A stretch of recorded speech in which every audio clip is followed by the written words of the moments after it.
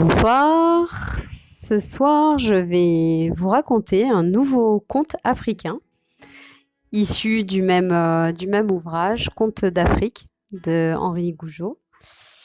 Et ce conte s'appelle La fête de Moussa.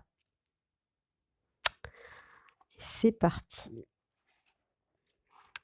10 filles allaient cueillir des figues. Elles riaient, elles chantaient, elles rêvaient. Et toutes pensaient au soir prochain. Ce soir-là, le plus beau des soirs, Moussa le fier, le fils du roi, offrait une fête à son peuple.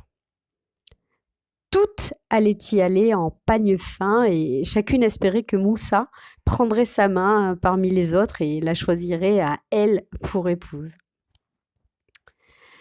À l'ombre d'un grand figuier, les jeunes filles, cependant, se mettaient à se moquer de la plus jeune d'entre elles. Tu ramasses des figues mûres, lui dirent-elles. Mais il ne faut pas. Les meilleures, ce sont les figues vertes, vraiment. La naïve les crut.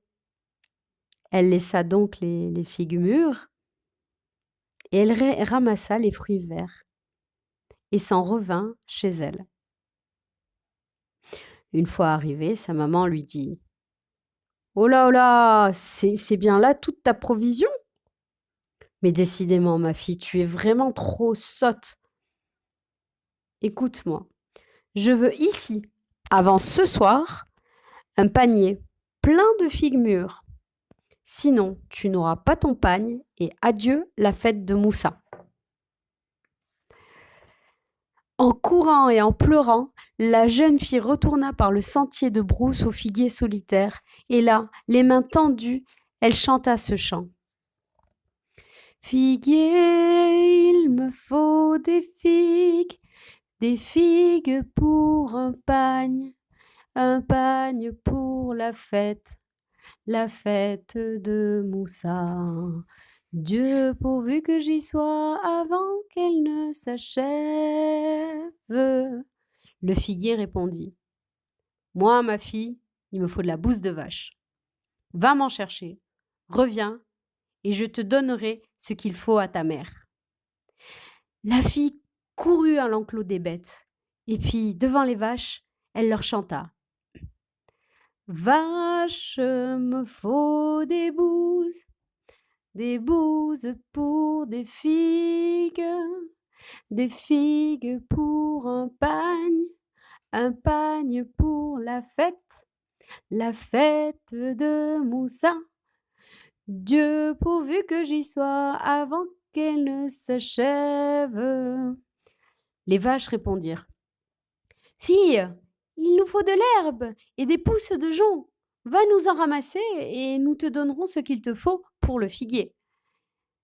La fille s'en alla et courut encore et parvint au grand champ. Et elle lui chanta: grand champ, me faut de l'herbe pour des bouses pour des figues pour un pagne pour la fête de Moussa.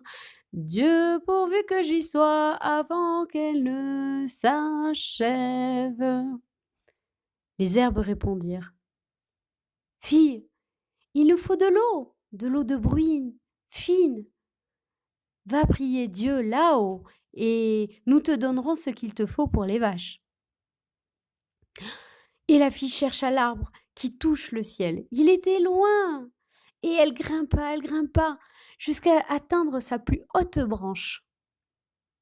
Et là, elle chanta: Dieu, il me faut de la bruine pour l'herbe, de l'herbe pour des bouses pour des figues pour un pagne pour la fête de Moussa.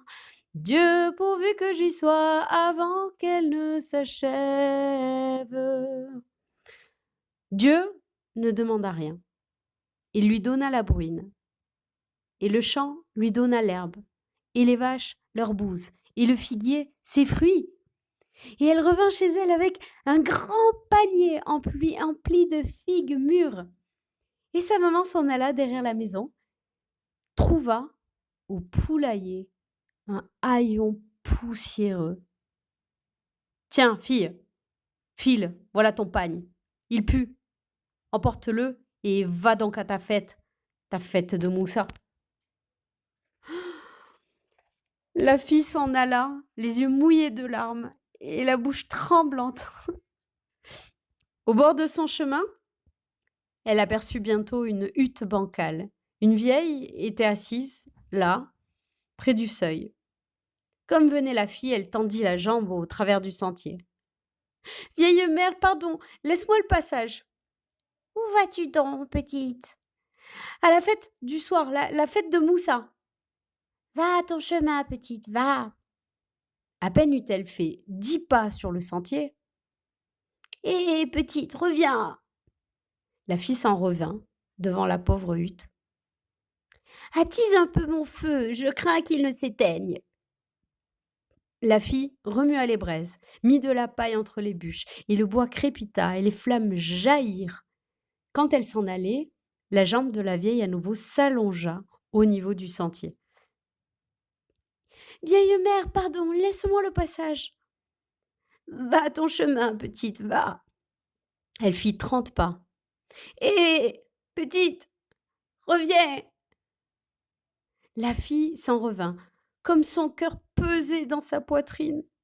« Fais cuire un bol de mil, j'ai faim, lui dit la vieille. » La fille mit à cuire un bol de mil pilé. À l'instant de partir, « Vieille mère, pardon, laisse-moi le passage. »«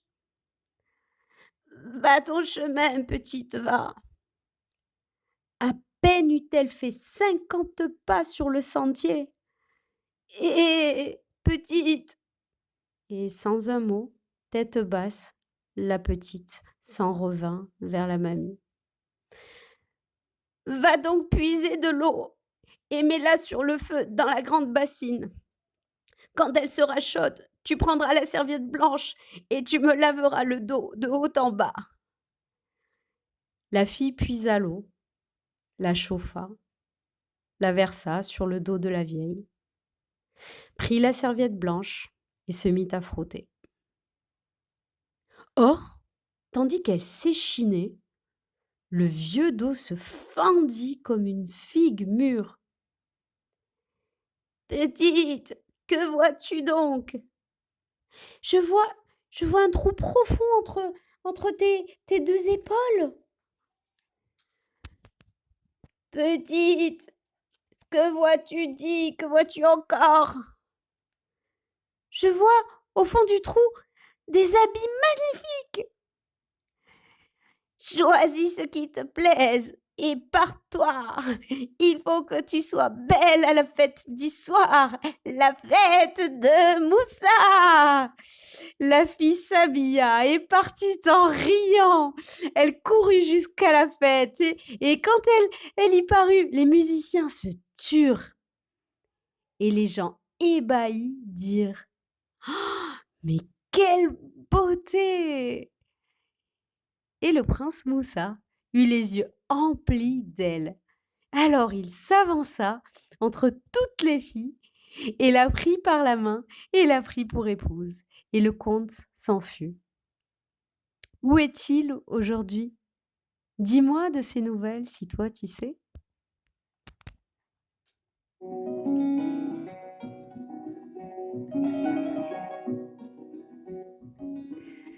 Voilà, c'était un second conte et j'espère qu'il vous aura plu. En tout cas, c'était un plaisir de le raconter. Et voilà, comme pour le premier conte, si vous avez des commentaires ou des recommandations, eh bien, ils sont les bienvenus. En tout cas, j'espère que ça vous aura plu. À bientôt.